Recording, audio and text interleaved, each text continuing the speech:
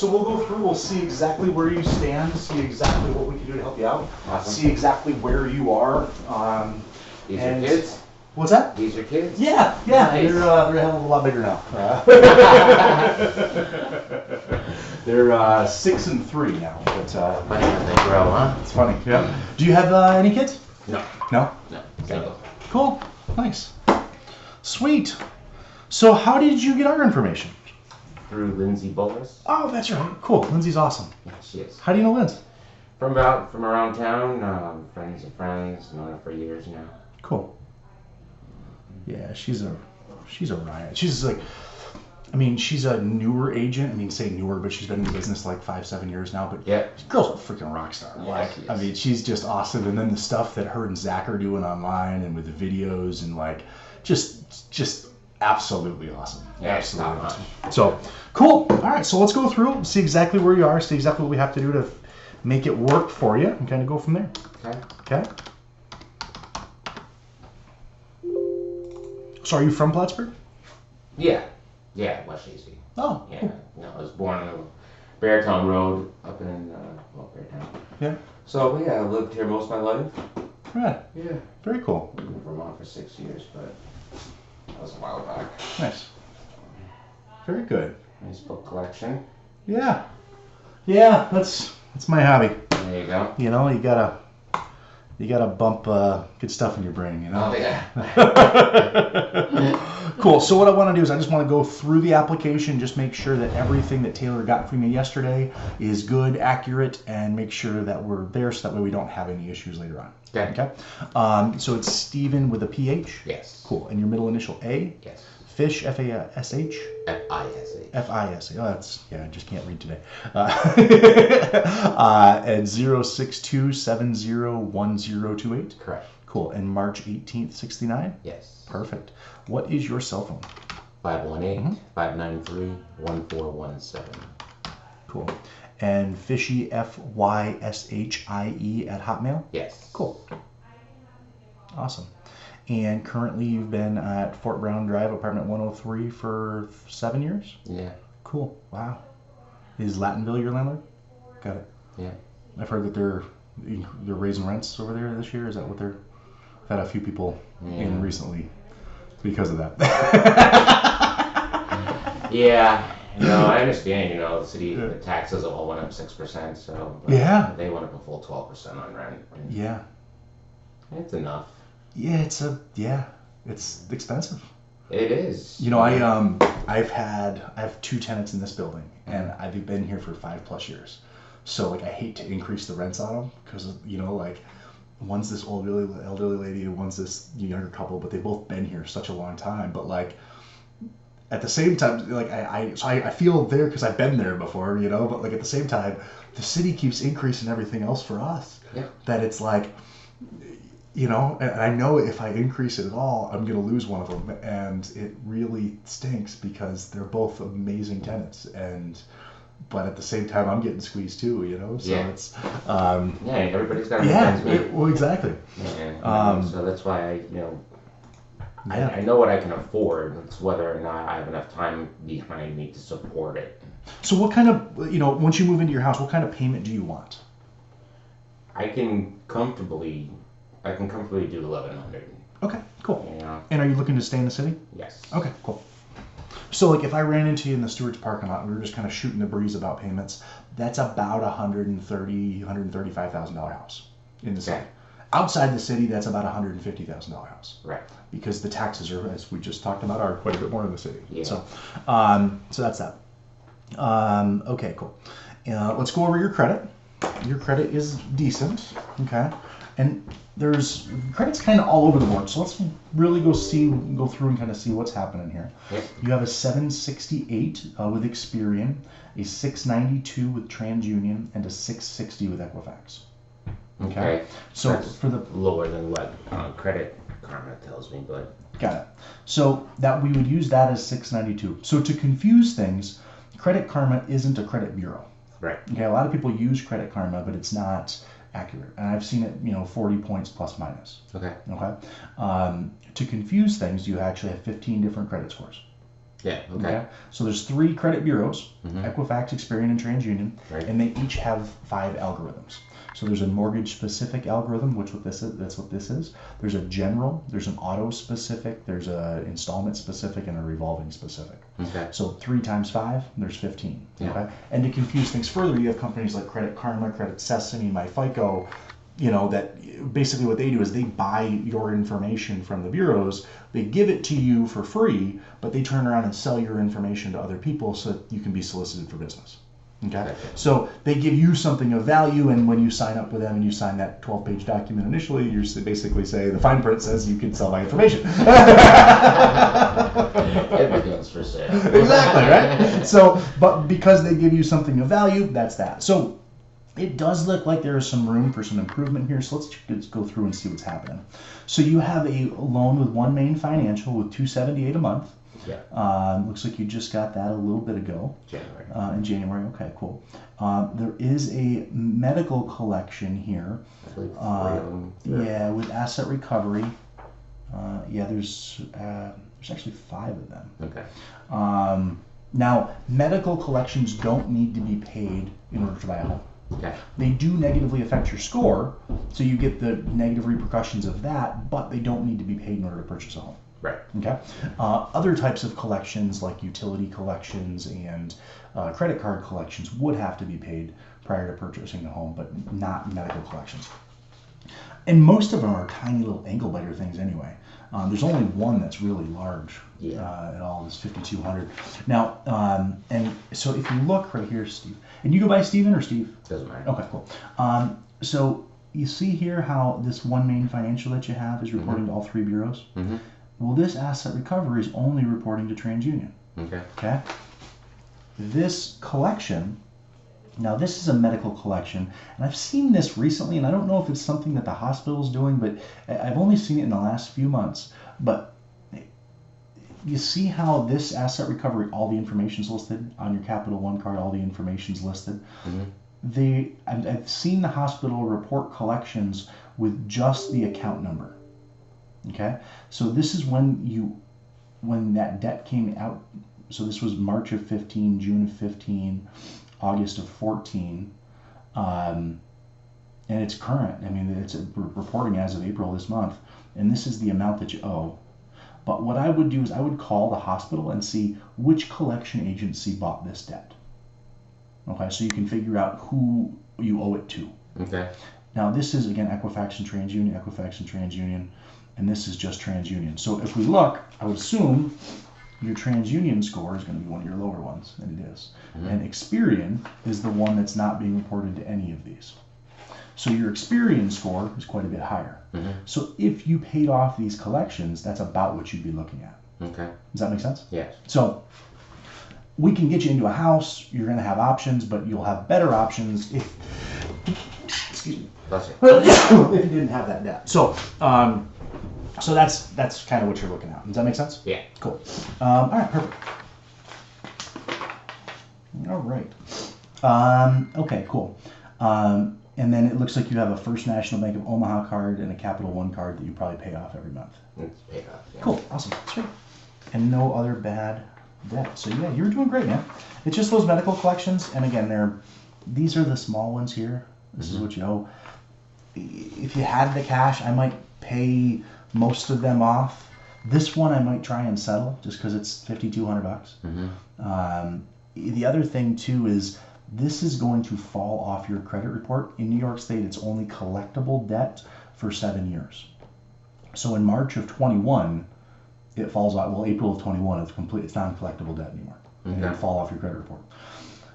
I might pay these, kind of work your way up, start smallest to largest, because this $56 one hurts you just as much as this $5,200 one. Okay. So I would pay these off, and when you're doing it, call them up and say, hey, I'll be more than happy to pay this debt in full as long as you delete it from my credit report.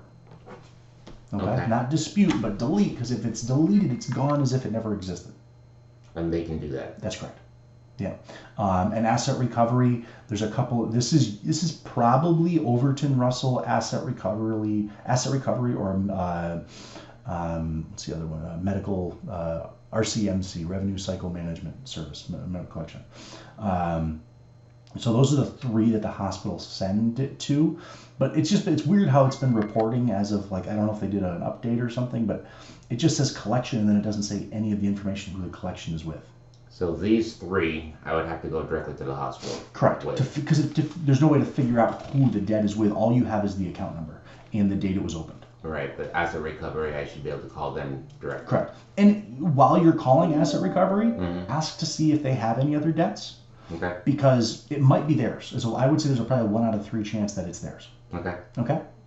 So the other two that it could be,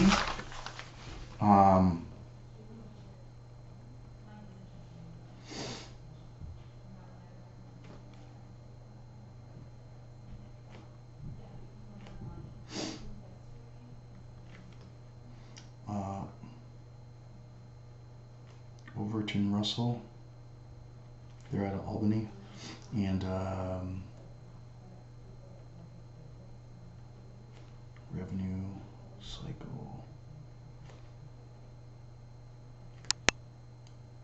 Revenue Cycle Management. I think that's out of Virgins. Those are the three that the hospital typically sells their debt to. Okay. Okay, so that's why I'm thinking it's one of those. Okay, so that's that. Okay, cool. But overall, your credit's great. And if you didn't have those collections, I mean, you'd be in the high 700s. Okay. Okay. So, I mean, they're there. So, again, we don't have to have them paid, but they are there. Right. So they are negatively affecting the score. Thankfully, they're not reporting to all three bureaus. Right. Okay. And that's why you're seeing that discrepancy in the credit scores. Okay. Does that make sense? Yes. Cool. And it's just going to be you buying the house? Yes. Cool.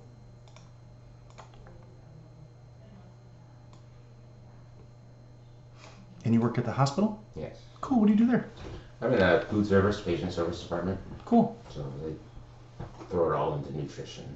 Got it. Yeah, Nice. I started there in October. I like it. Cool. Perfect. So you just started there? Yeah, 6 months now.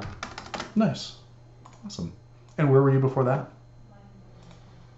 Well, we had a family business for a long time, 40 plus years, which, Okay.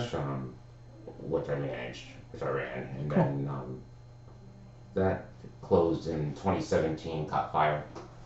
And I took 2017 off, took care of my mom. She passed last summer. So that's why there's a gap in my income tax returns. How long of a gap? Was that so that's the wood grain? Yeah. That sucked, man. That stinks. Yeah, it was a big fire. Well, there was some other things that happened there before too, wasn't there? Wasn't there like a death that happened there too before? Well, my mom. That was your mom? Yeah. Oh my goodness. Yeah. So that's why I took that year off to be with her and help her with the doctors and all that. And she passed in July of last year. So really just July of last year, I started working. I went and worked for Target for a couple of weeks while I was waiting for the hospital to open up, because that's a 2-month process. Yeah, to go through that. Yeah. So when did the business close down?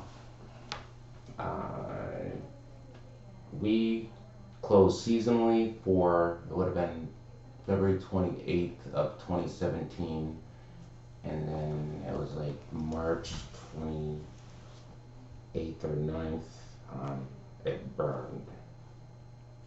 So my last paycheck from the wood grain would have been the 28th of February 2017. Okay. And then you started at the hospital in November of 2018?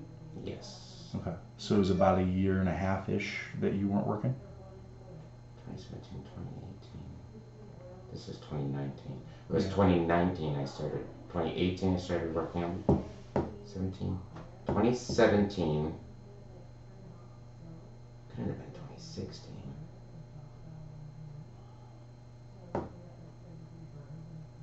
Why am I drawing a blank? So I started working in the hospital October of 2018. Mother died in July. I guess it was 2016. 2016 paid them. No, 2017.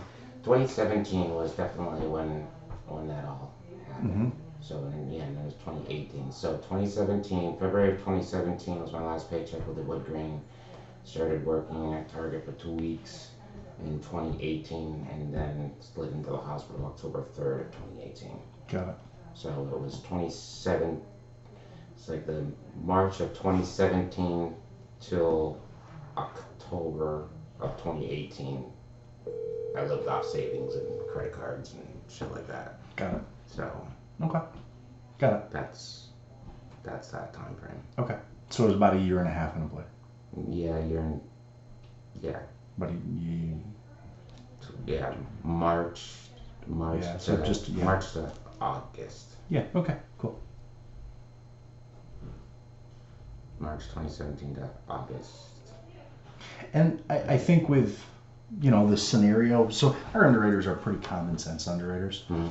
Typically, like if you just took a year and a half to be just bumming around, Yeah. that's a different story. But like, I had a guy who took off just about a year. He got back from Afghanistan. He was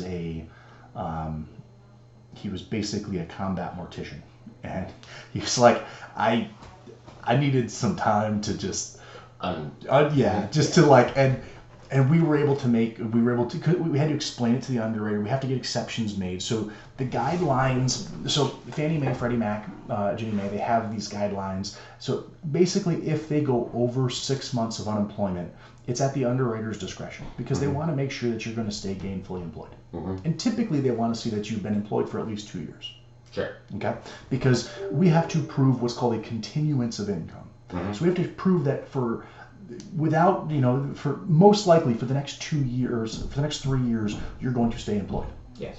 If you've been hopping around and you've had 12 jobs in the last 2 years, that doesn't help. Right. Like if you went a year and a half unemployed, that's cause for concern, right? Sure.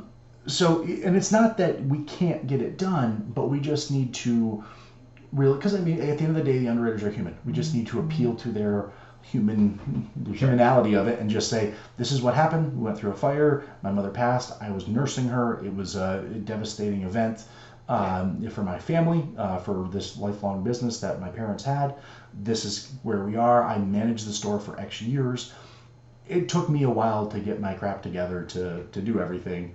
But I'm gainfully employed. We're rocking forward now, and I've picked myself up by the bootstraps, and we're moving along. Absolutely. So we just need to write that letter so that the underwriter understands. Gets the picture. And exactly. Now there's a couple different types of qualification, and usually I get to this part later in the presentation, but I kind of want to jump into that now because typically, because it's kind of a unique scenario. Okay. Mm-hmm. So a lot of times what we can do is we can just issue a pre-qualification letter which just says you're qualified. We had a phone conversation over the phone. We haven't gotten any of your documents.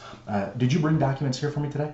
Yes, I emailed them all to Taylor, and awesome, cool. They're probably already in the system. Stubs here. Sweet, cool. So that would be enough for me to issue a pre-approval, which says, based upon everything I see, we can get you pre-approved. Mm-hmm. Okay. The third scenario that we can do, and we're the only lender in the area, is we can take all of that information and we can send it to the underwriter. Mm-hmm. Okay, and we can get you a commitment letter prior to you going out shopping.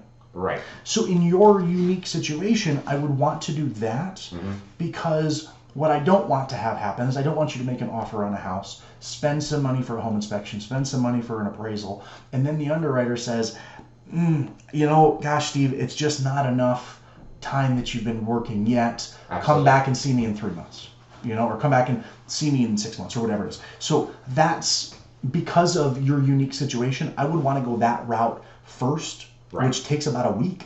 And we do that, and I would want to do that first so that way we can make sure that there's not going to be a problem. Mm-hmm. The other cool thing about that, and this is usually how I talk to people about it, is I don't know if you've been paying much attention to the real estate market right now, but it is really hot. There's when properties come on the market, they're sold in a couple of days. Sure. And when they are sold in a couple of days, it's usually sold with multiple offers. It's sold with lots of people bidding on the house. Mm-hmm. Well, most lenders in the area only issue pre-qualification letters. So a pre-approval holds a lot more clout because from a seller's point of view, you've done more work as the buyer. Sure. And they have a better chance of being sold. Well, we're the only people in the area that can offer a commitment letter. Yeah. So if I'm the seller and I see your offer and you have a commitment letter and somebody else has a pre-qualification letter, if that offer is the same, I'm definitely going to go with yours because you have a much stronger offer. You've jumped through more hoops already. Right. We actually had a scenario a couple weeks ago where the seller needed to sell their house contingent to buy their next house. Sure. So they went with our offer, and our guy was kind of hard-nosed, and he's like, I'm going in $5,000 less. That's it. I'm not paying any more for that. But I can do it now. But it was a multiple offer situation. These guys were $5,000 more. It was a multiple offer situation. We all assumed the seller was going to go with this guy. The seller went with our guy because of the certainty to know that he could actually move into his next place. Right. And was willing to take $5,000 off take a $5,000 hit essentially. Yeah. So for you, I really want to do a fast track. Okay, and it's called a fast track commitment letter. Okay? Okay. So, just because of the income. Okay, cool. So, how long were you at the wood grain for? You can easily say from 1998 to 2017. Got it. That would be like the latest. We had a satellite business that I opened up over in Vermont that I did. It was a great business. I had a little Adirondack swinging chair from there, and yeah, it was. I always wanted to get for my front office like one of those gumball machines, like for the kids. And I always thought that was the coolest thing. Like every time I went in there, I was like, man, I would love to get one of those for my front lobby. But they were so expensive that I never could justify it. You know exactly what I'm talking about. Well, there was two. There was the candy dispenser, and then there was the marble machine. Yeah. And, that was always like $138 for a toy. Exactly. But I always thought that would be super cool for like the kids to play with while we're doing the application or whatever. Absolutely. Anyway, but well, that's cool. Well, I'm sorry to hear about our passing and everything, and that's got to be tough. Yeah, that was. I can imagine. Yeah. So, but because of that, because of the fire, because of just the situation, I can't say for certain, but I can say that we can at least take a swing at it. Yeah. Okay. Yeah. If it was, I lost my job and then I'd be find another job for a year and a half, we're probably not going to win that argument. Hands down, I'm not. I didn't even look for work. I was at the hospital for 12 hours a day for a year. Yeah. Yeah. For a year. Yeah. And then bouncing between Meadowbrook and Plattsburgh Rehab and the hospital was like 2 weeks here, 2 weeks there, 2 weeks there. It was just it was a whirlwind, but that's gotta screw with your brain too. It does, and her brain too. Yeah. It was a lot, mm-hmm. But I did meet a lot of people. I did make a lot of friends, and then I decided to stay in the hospital. So when that all got done, I already knew everybody. You've been there so much. Why don't you just get paid? Exactly. So that's what I did. Yeah. And that's where I'm at. So. Cool.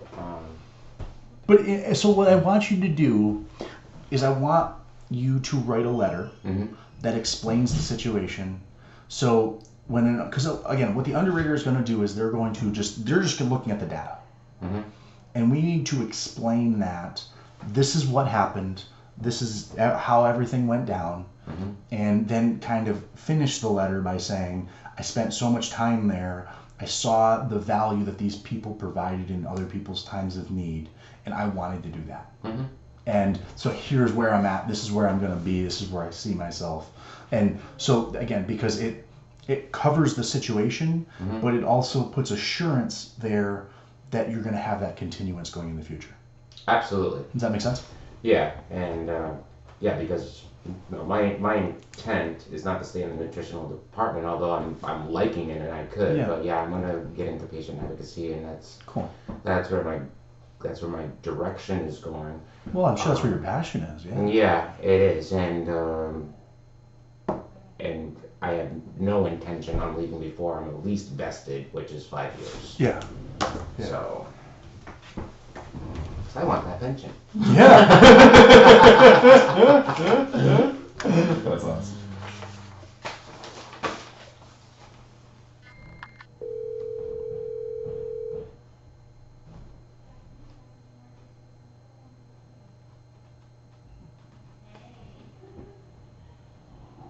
So this is your needs list, okay? Okay. And I'm just putting in here right now while I'm thinking about it, the letter of explanation regarding the situation. Okay. Okay. So that way it's there. Okay, cool. You're making $16.28 an hour. You said That's one way to look at it. Okay. That's an hourly rate. What is your base hourly rate without any? Base hourly rate is $16.28 an hour. Like this is last paycheck before.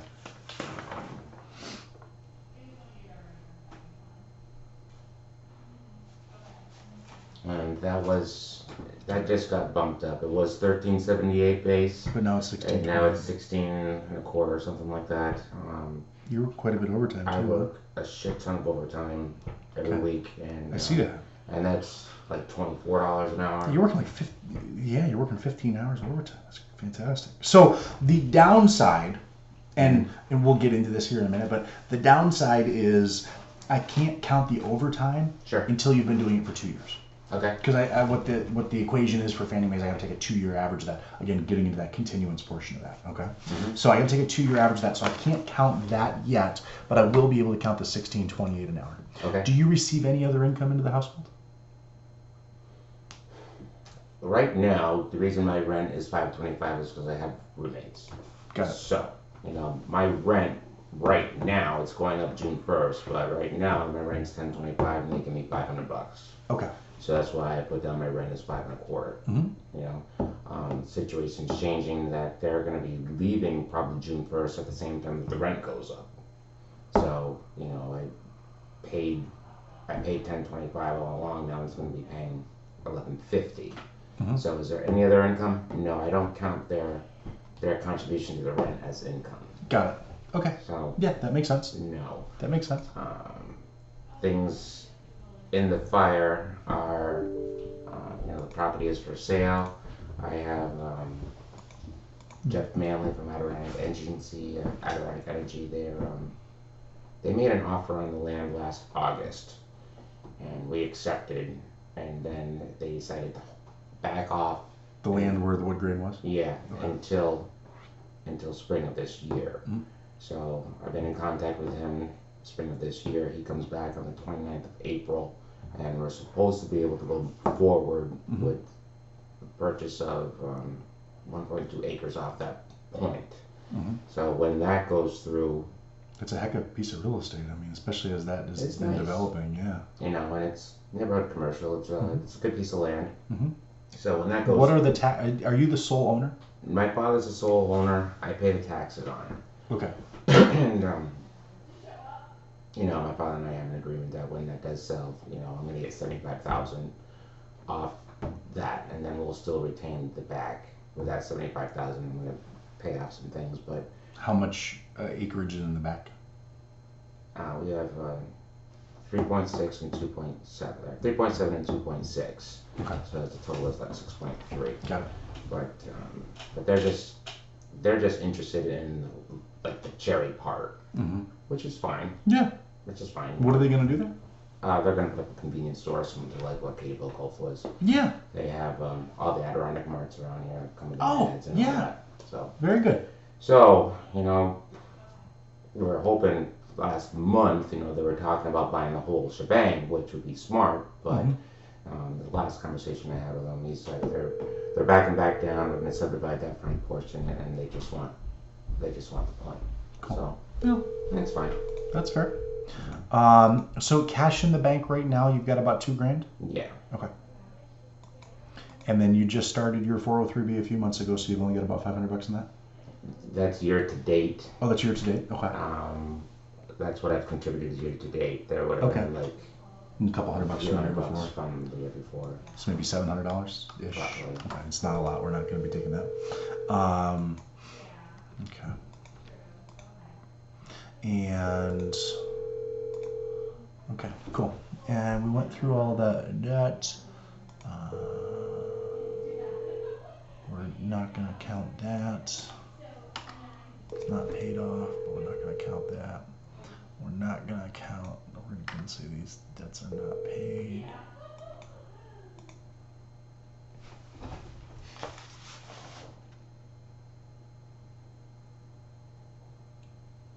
Okay. And then you've got a Capital One card. We skipped over that. With about $2,800 on it. Yeah. Oh, cool. It's got a minimum payment of $94. Okay, perfect. All right, perfect.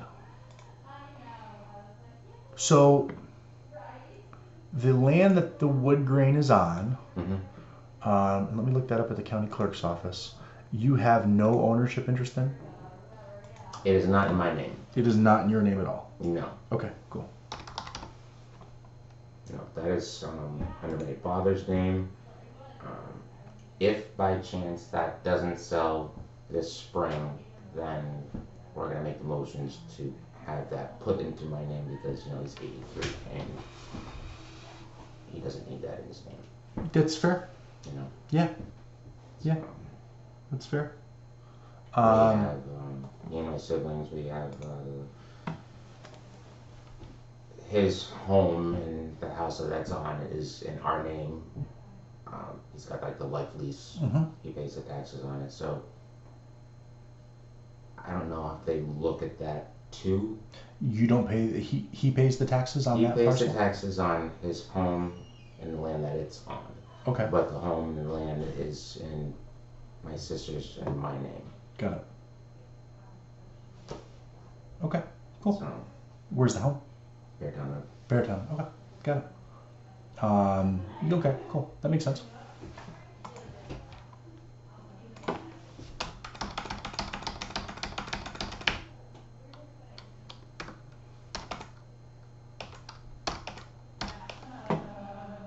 Okay.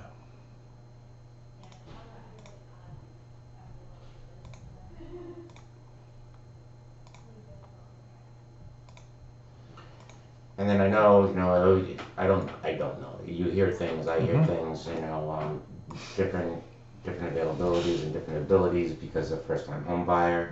I want to take full advantage of whatever options or opportunities are there. My original intent when I first started thinking of ownership was a duplex idea is preferable if I can afford it. If not, there are houses in the market that are under $130,000. Yeah. But there's a couple of, just on Zulu right now, there's like 2 duplexes that are like one's 168 and one's 176. But one of them's was it Saley, I think? Yeah, the one on Saley is sweet. He's a friend that lived upstairs there. Oh, cool. The other one is on Beacon Street, which would be super convenient. Yeah. Cool. Sweet. So there's 4 types of mortgages out there in today's day and age. Okay. You have conventional loans, you have FHA loans, you have USDA loans, and you have VA loans. Okay. Did you serve in the military? No. Okay, we can take that out of the table. USDA is a great first-time home buyer option. It's 100% financing, so you're still your closing costs, you still have your first year's taxes and insurance, but there's no down payment on the house. Right. The downside to that, if you're saying I'm going to buy in the city, it doesn't work for the city. It's because it's to build out rural areas. Okay. So the only area from like north of Glens Falls is like Watertown and like the very city of Plattsburgh that doesn't qualify for that. Right. So there's like it's a little bit more. It's like Scomotion Creek, over like Wallace Hill, Wiggletown, Cliff Haven. Those communities are just outside the city. They don't qualify as well. But anything outside of that does. Okay. But it sounds like you want to be kind of right in the city center. I do. Okay, cool. So that we can take that off the table. So we really have 2 options. Okay, we have conventional or FHA. If you're going to buy a duplex, FHA is going to be your best option. Okay. FHA has a parameter that so FHA is 3.5% down. Okay. So if you buy a 2 to 4 unit property, it is only 3.5% down. With, Say that again. if you buy a 2 to 4 unit property, so Okay. a duplex, a triplex, or a quadplex, Yeah. it's only 3.5% down. Okay, then With- I'd have to come up with. Exactly. With conventional, it's 15% down if you buy a 2 to a 4 unit. Okay. Okay, so that makes the most sense. With your credit being a 692, if you were to buy a single family, conventional is going to be your best option. Okay, but it's all going to depend on the cash that you can come up with. Okay, you have to put a minimum of 3% down conventional. Okay, and it's 3.5% FHA. The positive side about FHA is you can ask the seller to pay up to 6% towards your closing costs. Okay. Okay. With conventional, you can only ask the seller to pay up to 3%. Okay. Okay. So it's less cash up front, but you get less cash back from the seller. Okay. Which the duplexes, the nice thing is the duplexes aren't selling as fast as the single family homes. Okay. Mm-hmm. So that's kind of a good win there, if that's what you're really looking at. It is. And it's a great way to supplement your income. And also with FHA, you can count 75% of the other unit of that income into your income ratio to qualify for the house. Okay. However, let's say there's 2 units. One is $800 a month and one is $600 a month. They always are going to assume you're going to live in the nicer one. Okay. Okay. So it's 75% of the lower one. Now, if they're both $800, it doesn't matter. Sure. But if they're priced off, and they're always going to assume that you live in the nicer one. Mm-hmm. Does that make sense? Yeah. So that's that. Let's look at houses and kind of start to talk numbers. Now, do you have an idea about if and when the gas station comes through? How much you said that would be $75,000 to you? Yes. Do you know when? I almost wonder who's your attorney? We've got many attorneys, but there's who would be involved with that? I don't know right now. Got it. I almost wonder if that's the deal that you have with your dad, if it would make sense. I'm kind of taking off my mortgage hat, trying to help you put on kind of a financial planning hat. I almost wonder if it would make sense to, throughout that sale, put you on the deed of the home, on the land. Because if dad owns the property and dad sells the property, and then after the closing, dad gives you $75,000, that $75,000 is a gift and it's taxable.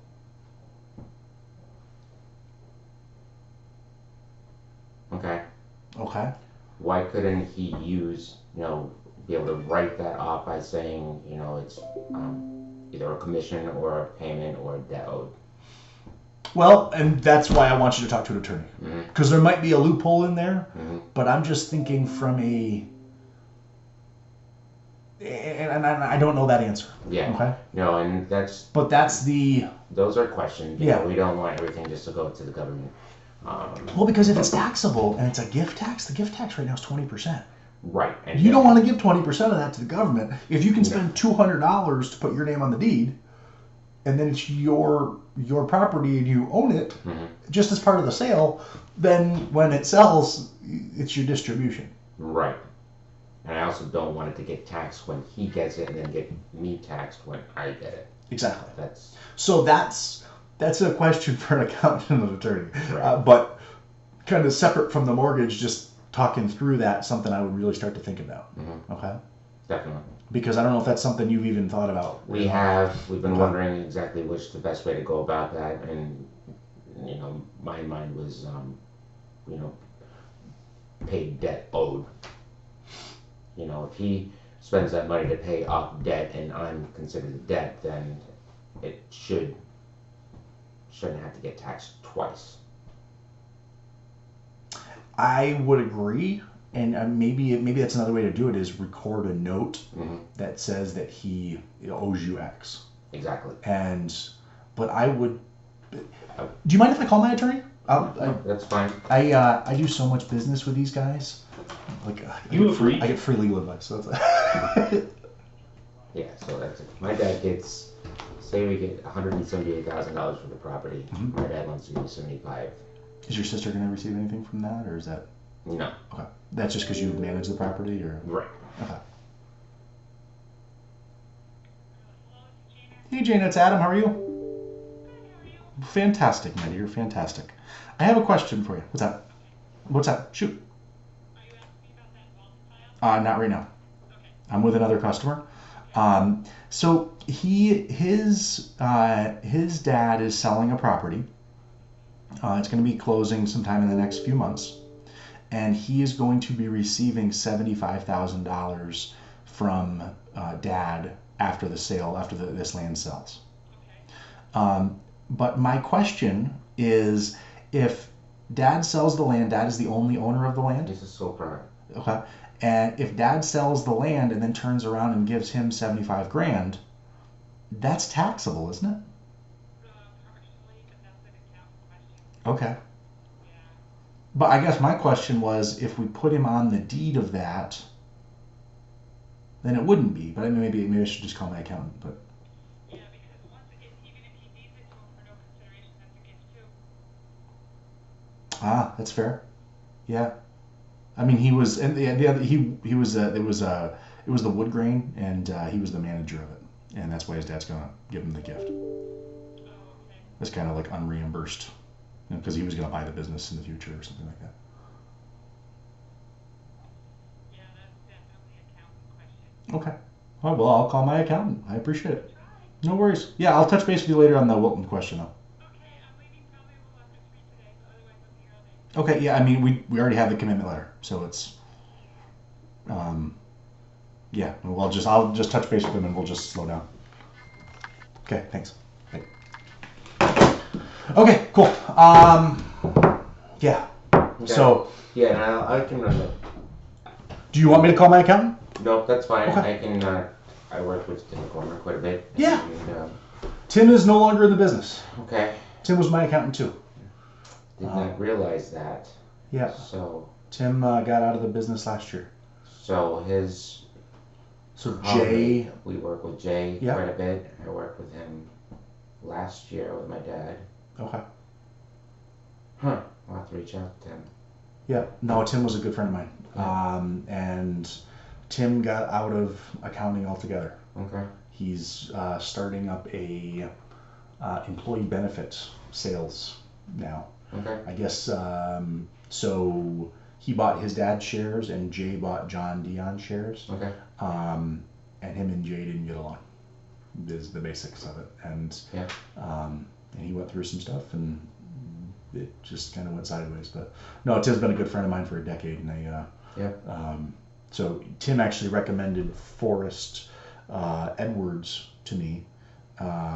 His dad owns Alexander Edwards.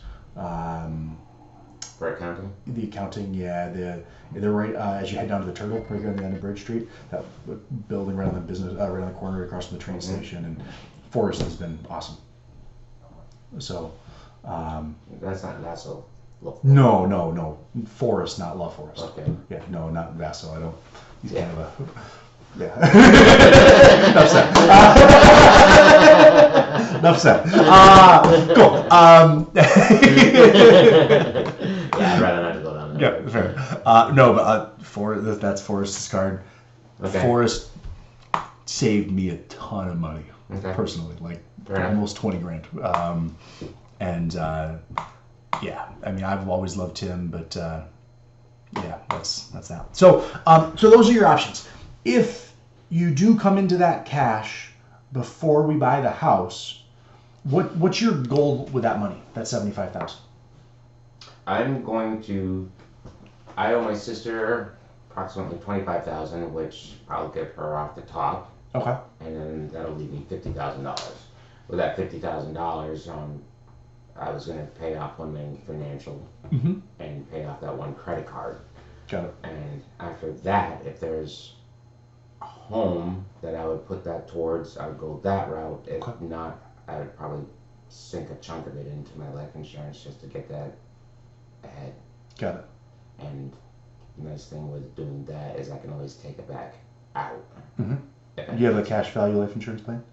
Cool. What is the cash value portion of that? I think when it's mature, it's about $20,000. Okay. Right now, I think it's about 11,000. So Mhm. I could I can pull on it if I need to. I'd Who's that rather with? Not. That's with Christopher Huckrow? Huckrow. What's that? West Bay Financial. West Bay, yeah. Cool. So, How long have you had that policy? 5 years. Okay.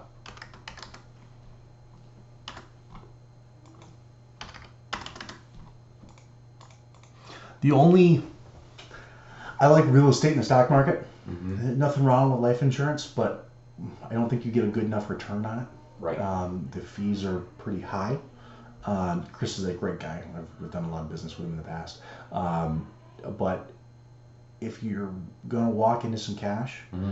I would either put it down, invest it, use that as the down payment towards the real estate. Mm-hmm. The other thing that I would do is, I mean, how old are you? You're about 50. 40, you're 50? Okay. I mean, I would start saving for retirement. I would take Absolutely. that and I would go see somebody at like Donlin and Barcombe, like a Jared Burns, or somebody like that. And I would put it, and I would start to invest it into, I mean, if you did part of it this year and part of it next year into a Roth IRA, and you let that grow in a good growth stock mutual fund, and it's going to grow at 10 to 12%. That, I mean, if you, So you would go that route rather than maybe put it into life insurance or put it into the 403B that I was. well, the 403B is, you can only, that's pre-tax dollars. You can only take that out of your, you can't take extra money and put that in. It can only come from your paycheck with the 403B. Okay. But what you can do, so are you familiar with compound interest? Mm-hmm. So I would put it in an IRA. And Roth is the better way to do it because Roth is after tax. Okay, a regular traditional 403B or a traditional IRA, they're usually going to be pre-tax. Okay, so you've never paid the earned income tax on that. You've paid the tax on this money. So if you can put that in and you can put it into a Roth portion, it's going to grow tax free, and you're only paying the tax on the growth. Gotcha. Okay, so let's do some quick math. Okay, so if we get 75 grand, Mm-hmm. and we're gonna give 25 to your sister, Mm-hmm. and we're gonna pay off One Main Financial, let's just say that's 10 grand, and we pay off all your other debts. So let's just say you pay off let's say it's another 10 grand to pay off all the other stuff. Okay. That's the collections and everything. That leaves you with 30. Let's say you take 10 and you put 10 in an emergency account for you in just a checking account. That way, if you ever need it, if you ever fall on hard times again, there's cash there that you can use. Mm-hmm. I would rather you use that cash than having to go borrow money like you did before when you had that last emergency. Right. You know, so do that. Okay, so that's going to leave you with about 20 grand. Mm-hmm. Okay, if you take 20 grand, okay, and we put that into a Roth IRA, and let's say we want to retire in 12 years, okay, Okay. and we get a 12% rate of return. In 12 years at retirement, that 20 grand that you put in without contributing any more to it, not counting what you're doing in your 403B, that's going to be worth almost 78,000. Mm-hmm. It'll go that much in 12 years? Yeah. Okay. If you put it into a life insurance plan, the problem with life insurance is that the fees with the life insurance erode the profitability. Okay. I used to be heavily invested in life I'd insurance. like to hear you and Chris have a debate. On opposite sides of the table. I spent my 20s investing with Chris. But think about it like this. How much do you pay per month? $187. Cool. $187. And how long have you been doing that? 5 years. 5 years? Cool. So 187 times 12 times 5 years. And what's the cash value portion of it worth right now? I think 11,000. 11,000? Okay. I think that's what I can pull. That's not interest free. That's not interest free. No. Okay. I'd like to look at the actual numbers on that with you Okay. because I don't think that adds up correctly if it's $187. Yeah. I started out much more. Got it. That makes sense. I started out $350 a month When did you switch from $350 to $187? when the building caught fire. So 2 years ago? Okay, cool. So let's say for the first 3 years you paid $350. A month. Okay, $350 a month times 12 times 3. That makes more sense. Okay, that's 12.6. And for the last 2 years, you've paid 187. Correct? Mhm. You toned it down times 187 times 12 times 2. So 44.88. Okay, plus 12.6. That makes more sense. Okay, so you have paid $17,088. Mhm. Okay, and you've paid $17,088, and it's now worth 11 grand. Gotcha. You know that I love Chris. Chris is he is a phenomenal salesperson. He's an amazing man. He's a great father. I know him personally. My kids go to school with his kids. He's a great dude. Don't like what he sells because the math doesn't work. Seriously, I mean he's a great guy, but the math doesn't work.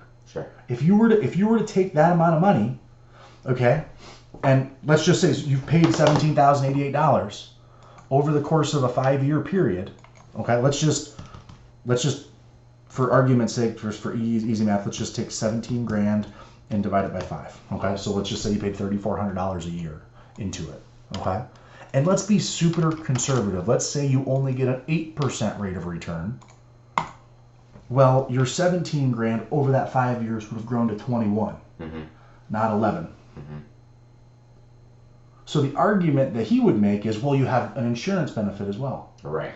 Well, if you go out and get term insurance, do you smoke? Yeah. Okay. So insurance for a 50-year-old smoker, if you were to get 20-year level term, your insurance is probably going to be pretty expensive. Your insurance benefit of it is probably going to be about $100 a month. Okay. So the insurance portion of it is going to be costly, and that's why that's there. But if you went on to a company, and I'll give this to you, just for argument's sake, just go check out Xander. It's either Xander Insurance or Xander.com. They're an online commercial broker. Just go check them out and just look for 20-year term. And just put in there and just say, hey, just want to kind of see what a 20-year term policy would be. Because if you have that, you don't need this, and then you can take that money that you're putting away and actually build wealth. Because what I've learned about those policies is that when you have those policies, the whole point is you can borrow from them in retirement without having to pay anything. Right. The problem is you've only got 11 grand on there. But if you put it into a Roth portion, because that money's all after tax anyway, it's growing tax free. You're only paying tax on the growth. Right.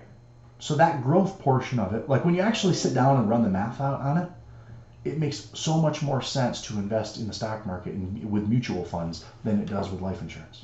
And when you think about it too, just from a simple business perspective, it's an insurance company.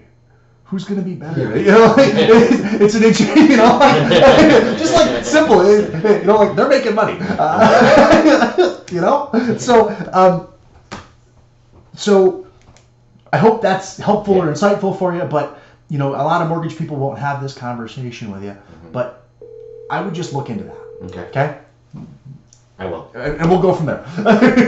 So getting back to the mortgage without a little tangent. I love it. So getting back to the mortgage, you have a couple of different options. Yes. Let's run some numbers on a couple of different properties for you. Okay? So the what did you call it? The FHA. FHA would be available in the city. Yes. For duplex. For duplex. Okay. And with the FHA, you would be able to use the future 75%. rental income to help you qualify for that property. Okay. What is the cheaper of the two properties that you're interested in? Just up Saley. Silly. I think it's 8 Saley. Saley. It took me years to remember how to spell Saley. I don't see it on there. I see 96 and 34. It's a blue house. Are you on Zulu? I'm on the realtor site. I don't know who their listing is.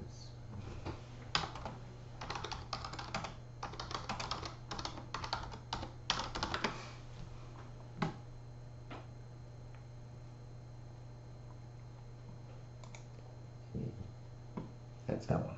Okay. Ain't silly. Okay, let me look here then.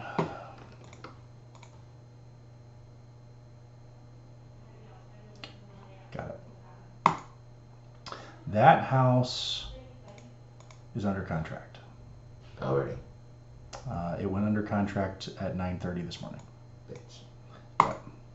Again, the market is hot, as you've seen. Let's run numbers on this house, though. Okay. Mm-hmm. Let's run numbers on this house as if this was the house that you were looking at. Okay.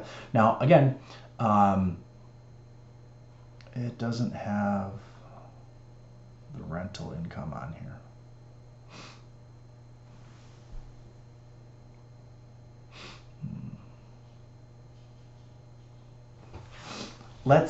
You said your friend was living upstairs? At one time. Do you remember what they paid? It was like $600 a month. Okay. And this was years ago. This was. Let's say it's let's say they're both. Let's say it's 800. Mhm. Okay. So let's use that future rental income of $800 a month, Mm-hmm. and 75% of that, so it's $600 a month. Mm-hmm. Okay, rental income.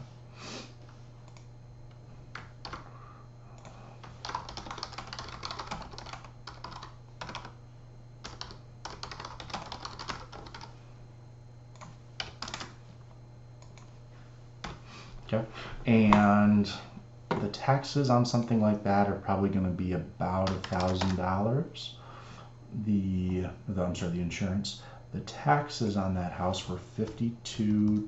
Okay. Amazing. Yeah. Now it's going to go up because that's assessed at 125, and you're buying it for 170. So that's $435 a month. Kind of getting back to what we were talking about before. Mm-hmm.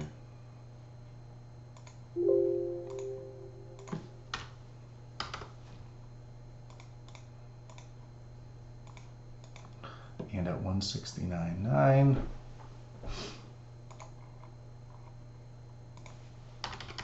You know, the taxes here are just insane. And for what we get out of it, it's. Well, and that's why a lot of people buy out of the city. You know, my first rental property was in Chazy. Mm-hmm. Because you can buy a duplex in Chazy. There's not many of them, Mm-hmm. but you can buy a duplex in Chazy, and the taxes are only $2,800. You got to drive a little bit. You don't have the benefit, you know, like it's, you know, I mean, so I live up there, and then I've got a camp down in Keysville, and I've got a little bed in the basement here, so if I ever need to crash, you know, like it's, because that's the, you know, that's the rub on it. Yeah, no, I get it.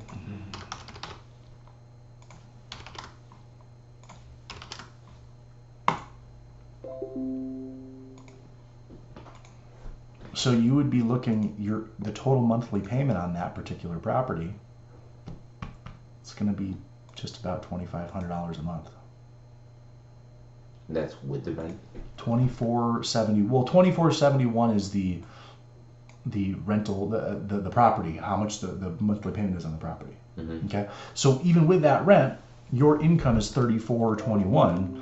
And you can only go to about 30% on that. So you can really only afford a mortgage payment of about, you know, $1,050 or $1,100, kind of right where you want to be. Mm-hmm. But the problem is, with what you're looking at in the city, you're going to have a really hard time getting that. Gotcha. Does that make sense? Yeah. I mean, you would have to, if you were, let's look at single family houses. Because even if it was 2,400, 2,500, 2,471, and the taxes are going to go up in the future, and you're only getting $800 a month for that, you're paying more than the $1,100 you want to pay anyway. Mm-hmm. Does that make sense? So let's look here and let's just look for what's on the market right now, just out of curiosity. In the city between Well, then for like a single family home, there was one on the corner of Montcalm and Cornelia for like 109 or 119. okay. Older home. Was it on Montcalm or Cornelia? do you know? Montcalm. Montcalm.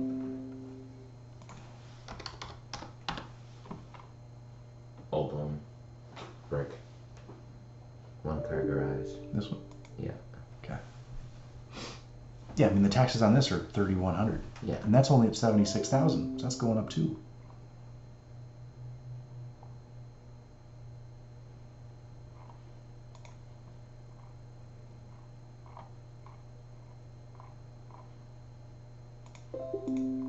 But I wouldn't have the rental income on that. You would not.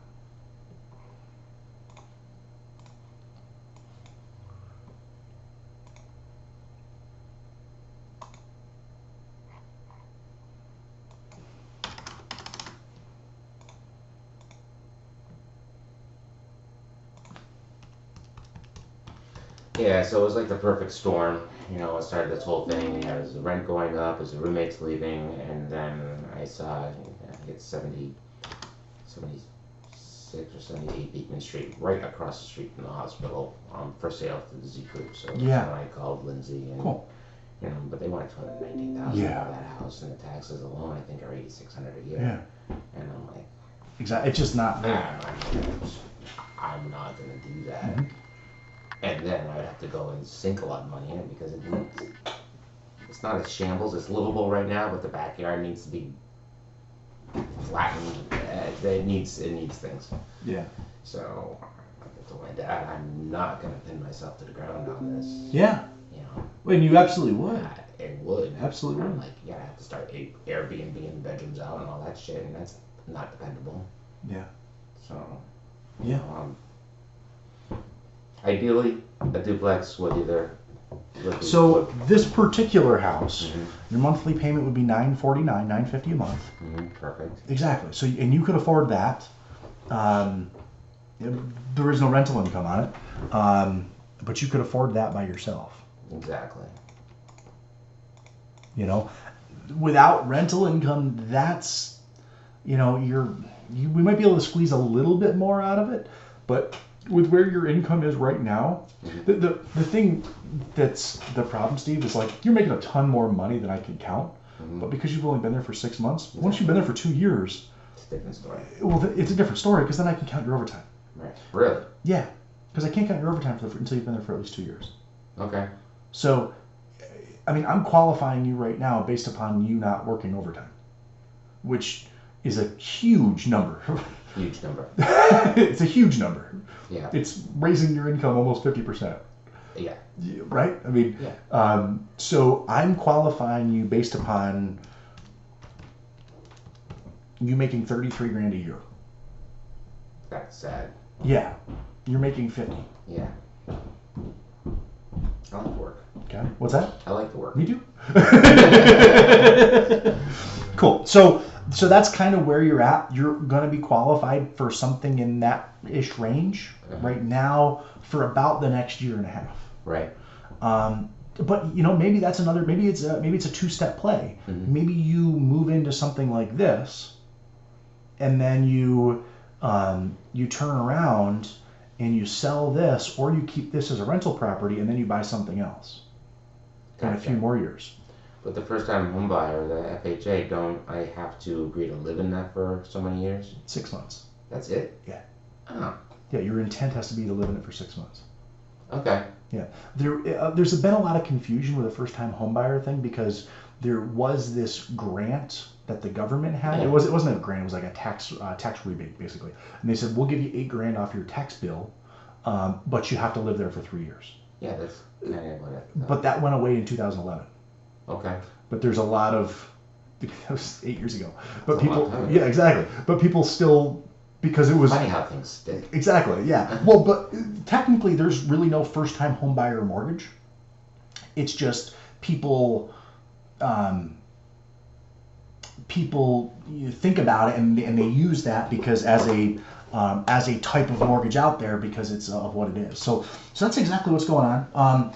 So let me go through. You sent Taylor everything else? I sent her my tax returns for 2017, 2018. I sent her our bank statements for the last 2 months. Let me see if I can find them here real quick. So then she's gonna create a file and stick them in. Yeah. So all my stuff was on my computer rather than bringing that in. Yeah. Do you, and let me just look here. There it is. Cool. So there's the 17 tax return. Yeah, and that's the year I only worked 2 Yeah. months.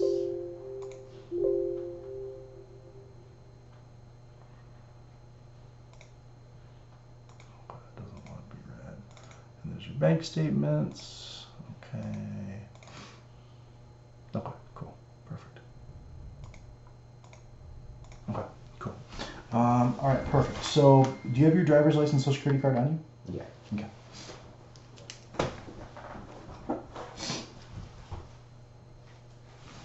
And Yeah, I don't drive. That's the main reason why I want to stay in the city. oh, well, that makes I sense. don't want a car. Yeah. I don't want a payment. Yeah. And I don't need one. Yeah. Well, there you go. That that changes things. That's $500 a month. Absolutely. I don't. Yeah. So I pay it in taxes instead. Okay. Cool. And, Do you have an ID then? Oh, you have a. Yeah. Oh, I never guess you do. And so Cool. there's that. I got that. I have Social Security, sir. Yes.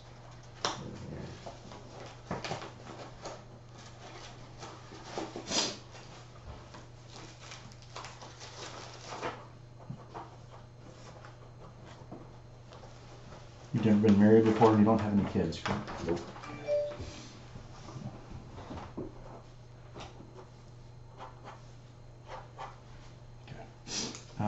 Okay, so this is what I need to get from you.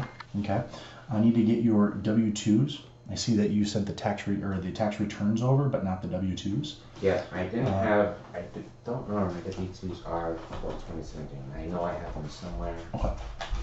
These are my W-2s for 2018. Okay, cool.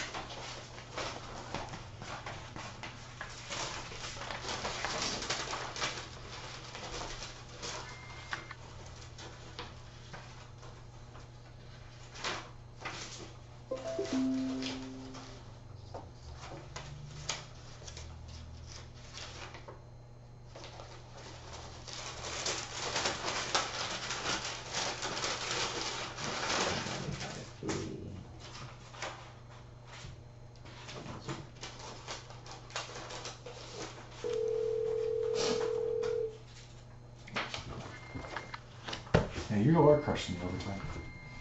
Okay, cool. And this is my team. Okay. What's that? 2018. W from this hospital. Okay, I'm just wondering why I have that 2 of them. Usually they'll print them out too. Is it 8,300?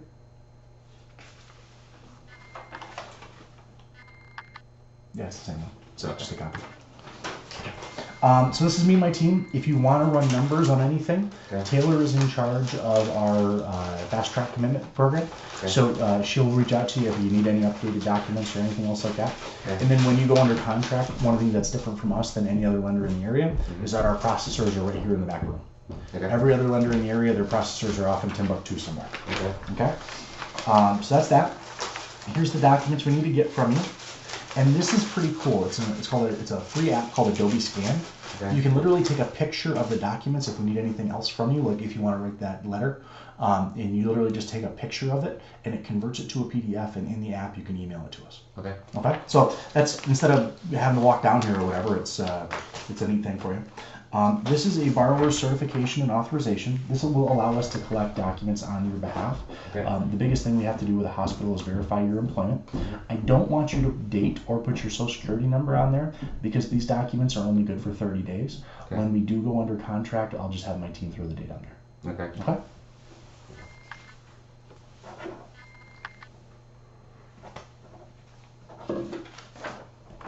Cool. 12 things not to do when you're getting a mortgage. Don't change your job. Don't change your pay structure. Don't apply for new credit. Don't change your marital status. Don't deposit large sums into your bank account. Anything that goes into your bank account that's non-payroll, we have to describe where it's coming from. That was the other thing. You know, it's like, because that will happen. Mm-hmm. Do you get cash other than payroll? No, but when I get to sell this property. Well, so that's something that we'll do, but we'll just need the documentation to show what that is. Mm-hmm. If it's a gift, we'll fill out the proper gift letters so you can get that. If it's going to be a note payable, we'll get that to prove that that's what it is. Mm-hmm. And we'll figure that out. So whenever that cash does come through, and if it comes through while you're doing this portion of it, Mm-hmm. Because the other thing too is if you get that cash relatively quick, Mm-hmm. then it would make sense to go conventional and use that cash as the down payment, Right. because that'll lower your monthly payment more than what it'll make, and you can then utilize that with the appreciation rate. Your property's going to be worth more when you go to sell it, and your monthly payment will be less. So if you do ever want to rent anything out or whatever else, you're going to make more money. And just off the top of your head, you know, so if, say I do want to just take $20,000 and put that directly into a house, Mhm. I wouldn't have to pay taxes on that portion of No, it. you would not. And it would lower your monthly payments by about $100 a month. Mhm. And if it was more than 20%, you would lose the PMI. Okay. Okay, so you could see PMI it. stands for. Private mortgage insurance. It's Okay. essentially an insurance policy that the bank takes out in their name, and they're so kind as to give you the bill every month. It's essentially a foreclosure insurance policy, and you need that on any mortgage unless you have 20% equity in the property. Okay. Okay. And $100,000, $20,000 would be it. Exactly. Yeah. So, so that's that. Yeah. Okay. But you know, every 10 grand is about $50 a month. So that lowers it about $100 a month, which is making the payment lower for you anyway. Yeah. But for $50 a month, couldn't I make that money work a little bit better for me? Well, the best way to buy a house is to put 20% down Yeah. to avoid the PMI, because you get that extra benefit of losing the PMI. Yeah. The PMI on that house is $69, so you're really saving $170 a month. Okay. Okay. Sure. So that's that. So don't deposit large amounts of cash into your house. Don't let your driver's license expire. Don't skip payments, say including rent or anything. Don't spend money from your checking account unless absolutely necessary. Really what I mean by that is once we figure out how much cash you need, make sure you have it. Mm-hmm. Okay. Don't try and buy another home, throughout this process and not tell me about it. And if you are going to be getting a gift, make sure you tell me about it so we can put that money in properly. Okay? Do not apply for other loans other than property. What's that? But I'm just saying, do not apply for other loans other than property. Mm-hmm. Okay. Why?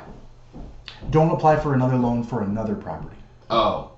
Okay. So, like, if you're going to, we came up with this list a few years ago. We had a guy that in the middle of this process bought an investment property at the same time he was buying a house and didn't tell us he was buying the investment property. Gotcha. He closed on the investment property, and then we needed to know about it because we weren't taking it into consideration. Once we took that into consideration, he already closed on that. We weren't able to get him into his house Right. because his debt to income ratio was too high to qualify. Right. All right. Yeah. Yeah, the only reason I was asking because I did approach the credit union the other day. Mhm. That's why I opened up a account at the CBVH credit union. I was going to try to just pay off one main financial and that one credit card so I wouldn't have to deal with that. So if you were to get a loan from them to pay those two off, that's fine as long as the minimum monthly payment is going down. So That's the only reason I would do it. yeah. So your minimum monthly payment at One Main is $278 and Capital One is $94. So basically, if it's under $375, $370 a month payment, then that's fine. and I don't have a problem with it. I just don't want your monthly debt to income ratio to rise. Yes, I paid $600 on those. Oh, cool. So you're paying double payments. Yeah. Cool.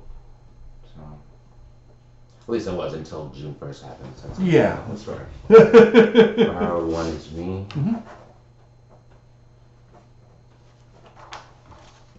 This says I can talk to Lindsay and you're not going to have a problem with it.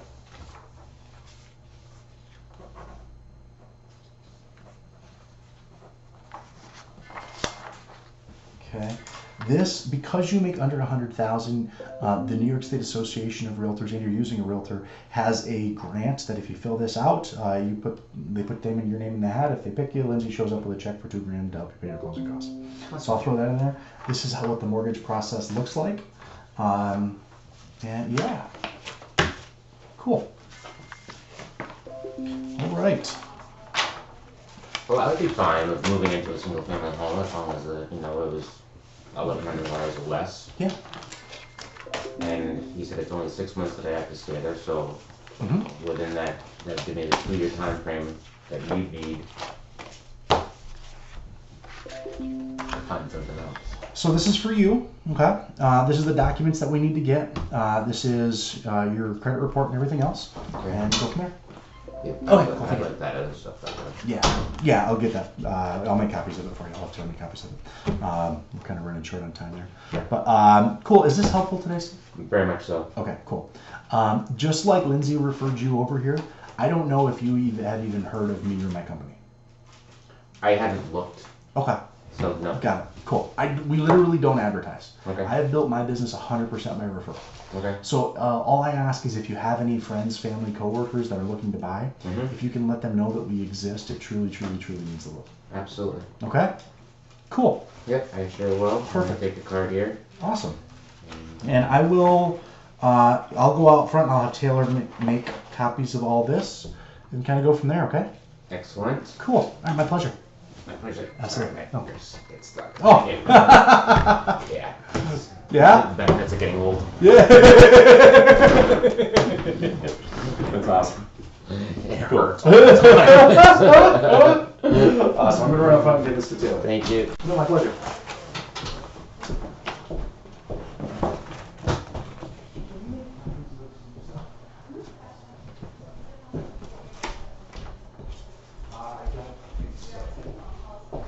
Probably not. Yep. Something you get to look forward to, my friend. Oh yes. I got a few years, got a couple of years on you there, but cool. Awesome. Well, no, I'm excited to help you out, man. Yeah. And then here's your credit report and everything else. Excellent. So yeah. Yeah, you're doing good. When do you need this information by? Sooner the better, type Sooner the deal, better. or- Yeah, just send it over to Taylor and we'll get it there, and we'll put you in for the fast track. You'll get an e-consent to sign everything, so that we can send everything into the underwriter. Okay. Okay? Okay. And have them make that determination. Go. And if you could write that letter, Mhm. I want that letter before we send it in, Absolutely. because that is going to be the key thing. If we just sent all that information in, they would come back and say no. Okay. Yeah, I know. it. That's the whole point, that we wanted to get that in there for that. Yep. Okay? So Cool. it's probably gonna be. It'll be next week. Okay, that's fair. Okay. Awesome. Perfect. And, thanks again. Hey, my really pleasure. appreciate all your Yeah, time. absolutely. We'll see you. Yeah. Cheers. Copies of these here? The W2s. Cool. Those are original black. Let me copy your W-2. Perfect. Is Nick here, or do I need to call him? Here. Oh, perfect. Hey, how are you?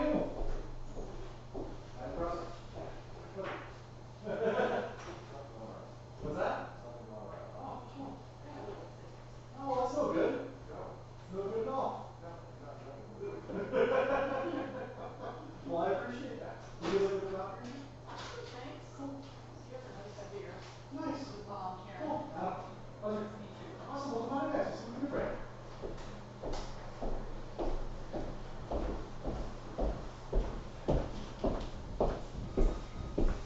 I'm sorry, I thought I got a note that I thought I was going to give you guys a call. Yeah, if there was an issue. What's that? If there was an issue. If there was an issue. Yes. How do you mean? For example, if my student loan debt, and there was nothing at all that could be possibly done at all at the point, why would I bother coming to Plattsburgh? Got it. I don't That think. kind of, Okay. that kind of issue.